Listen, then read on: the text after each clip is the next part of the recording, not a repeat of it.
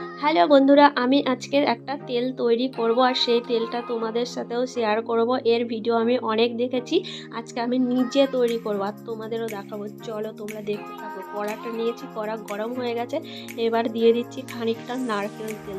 তোমরা তোমাদের প্রয়োজন মতো তেল ঢেলে নিও, আমার যেটুকু প্রয়োজন আমি দিয়ে দিলাম। এরপরে দিয়ে দেবো মেথি দানা। মেথি দানা চুলের জন্য খুবই ভালো, শুনেছি, আমি নিজেও জানি না।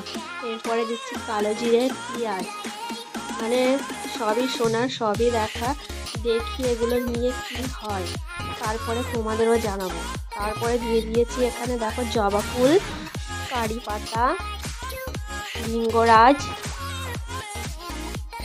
সব কিছু দিয়ে একদম অল্প আছে এটা জাল করে নিতে হবে। বেশি জাল দিলে কিন্তু সব পুড়ে যাবে আর যে গুণাগুণ আছে সেগুলো কিন্তু সব নষ্ট হয়ে যাবে।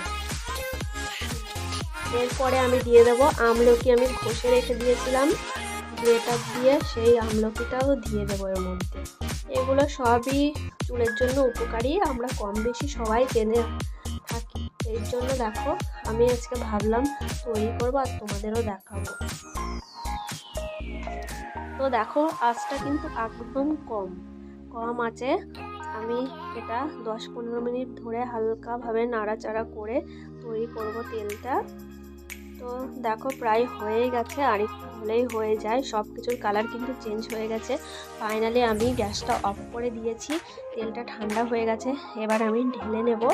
তো এখানে কাচের জার হলে সব থেকে ভালো হতো, কাচের জার নেই, কাচের বাটিতে রাখছি, কাচের জিনিসে রাখলেই ভালো থাকে। তো তোমরাও এইভাবে তৈরি করে নিও আর ব্যবহার করো, সত্যি উপকার পাওয়া যায়। এর আগেও আমি 2-3বার বানিয়েছিলাম, তো উপকার পেয়েছি মনে হয় যেন। তারপরে এগুলো